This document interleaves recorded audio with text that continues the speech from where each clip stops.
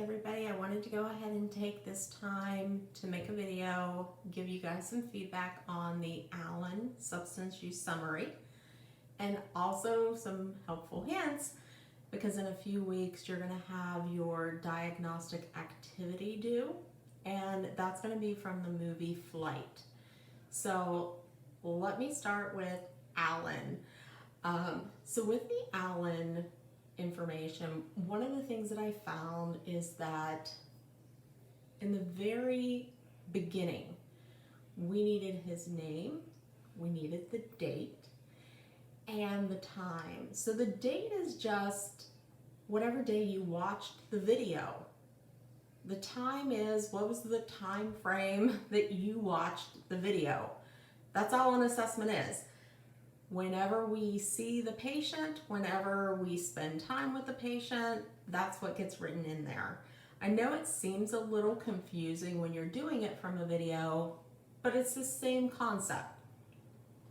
Now, fast forwarding into 2 weeks when your summary, your diagnostic activity is due for Flight, you're going to write down the date that you watched the movie Flight and the time frame of about 2 hours and 20 minutes, 2 hours and a half, of when that movie actually plays. It's a lengthy movie, so kind of prepare for that. Don't wait until the last minute, you're gonna struggle. So coming back to Allen, the next thing that we wanted was something about his demographics. And this should be written as a sentence, not white, comma, male, comma, unemployed, comma. No, we want to actually write, Allen is a Caucasian male who is currently unemployed. That's pretty much the demographic information that we knew. Allen never said his age. We're not going to make guesstimates. I've had people state, he was middle-aged. I heard people say, he was in his 20s. Those two things are quite contradictory. With individuals who have a substance use disorder, most of the time they don't age very well. I've used this example in past courses where my husband actually walked into a room at the hospital. And when he walked in, he saw the individual in the bed, thought they were around 60 years of age, kind of walked backwards out because he didn't want to interrupt them. They were sleeping, looked at the nameplate again. It was the name that was on his chart to go see. Same room. He went back in and said to the person, because the little bit of movement had woke them, and he said, introduced himself, asked who they were, and sure enough, they were the 35-year-old female he was there to see that he mistook for being 60. So we're not going to guess at an age. You're probably not going to guess real well. We want to give facts and facts only. So then the only other thing we needed to do was actually provide a chief complaint, which most of you got right. Like for Allen, it was he wanted to find stable employment. That's all we have to do. We don't have to write some big fancy reasoning or rationale. Just a simple, why did they show up that day? Then once we get to the actual substance use and treatment history section, which is the only thing we needed to provide. We didn't need to provide psychiatric information. We didn't need to provide legal information, none of that. So make sure that you guys utilize the information that's being provided for you online. The Flight will take the same format, but only add on the diagnostic impression section. So know that you don't need all of the other information for Flight either, okay? So we're just looking for those opening sections, the substance use and treatment, and then the diagnostic with flight. So with Alan and his substance use and treatment history, I was looking for several things. So when I grade your papers, I grade it because I have literally created a paper that I go through and utilize. So as you can see, I was looking for alcohol, cannabis, LSD, Benadryl, and heroin. And for each of those, I marked down some important things that Alan stated. If he gave the first use, whether it was an age, whether it was a general year, when was the last use, what was his method of use. So looking at method of use, we don't need to state that alcohol was consumed orally. We know that alcohol is consumed orally. But we do need to know when there's different methods of using a substance, such as cannabis. How did the individual use it? Was it by smoking it? Was it through edibles? Now vape pens and actually using the THC oil is really, a trend.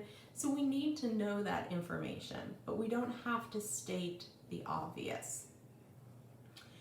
So again, we then want to look at a few other things.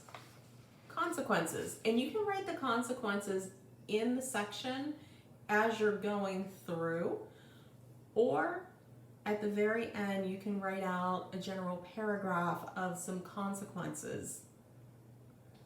So if you were going to talk about his DUI, absolutely. If it's easier for you to put it in with the alcohol, put it in with the alcohol.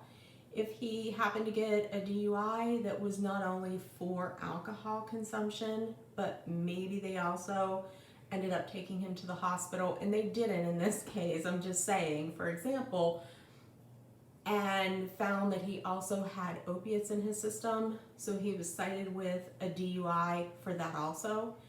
Write it in the end. It makes it a little bit easier to lump that stuff together.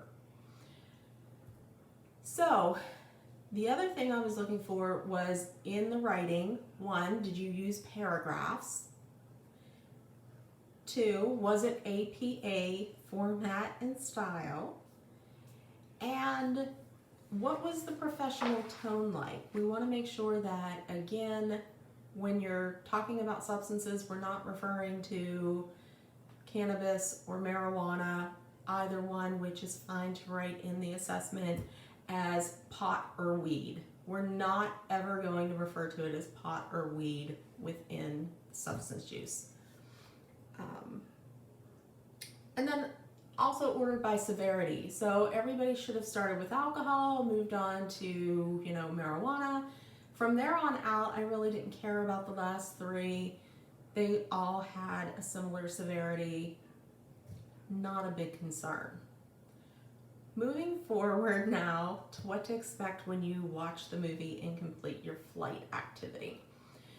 Do not write it as though in the movie, Denzel, we want to pretend as though the person is actually sitting in front of us and they're explaining what happened through their wording.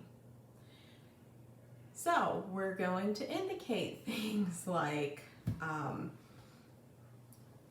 again, we're not going to refer to the person as Denzel Washington. We're going to refer to the character's name.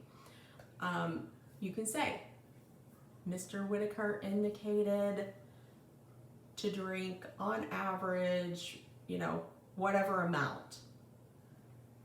So make sure that when you're writing it, when you're watching the movie, that you're actually watching it from the standpoint of trying to pull out the information with substances that you're viewing at that point. Anytime you see a consequence play out in the movie from his substance use, you want to document that. So you're probably going to have to sit, you're going to have to take some notes, and then you're going to have to go back through and reorganize the information. If you get on to eCampus and you look in the flight folder, you're going to find a couple of documents. Print these documents out. So one of the things that I know is definitely occurring is people are not watching the lecture videos. I post them onto YouTube and YouTube tells me how many views they have. We have 32 people in this class and some of the videos only have 23 views. So if you're not doing as well as what you want, you really need to utilize all of the information that's being provided to you. So in the flight folder, there is actually a document that goes through the substance use diagnostic criteria from the DSM-5. Because again, if you are using anything other than the blue DSM-5, you are using the wrong information and your flight activity is not going to go well. The other thing that you want to take a look at is something that gives you some hints. So just like I said to you, you're not going to write it as though in the movie we saw, it starts out by explaining to you, the character's name is William Whip, because that is his nickname, Whitaker. It also tells you the sections that you're going to write. You're going to have that very beginning information, name, date, time, demographics. You're going to have the substance use and treatment history section and the summary and diagnostic impression. And it explains to you exactly how to write it. You also have the complete comprehensive example that I wrote from a few semesters back that you can use as a guide within the assignment section in general. All you have to do is look at the sections that we are asking you to complete and reference that section as the guide in how to do it. If you have any questions, again, we have the discussion board. We have the very first area, which is the question and answer. Let me know what your question is and I will try to give you feedback. Don't wait until the last minute. You need time to write this, you need time to proofread this. Don't wait. If you have any other questions, let me know. I'm also opening up the rewrite for Alan, and so anybody who logs on will be able to see that with Alan you can submit a rewrite for 5 additional bonus points. We'll also do this with flight. It will be worth more for the rewrite.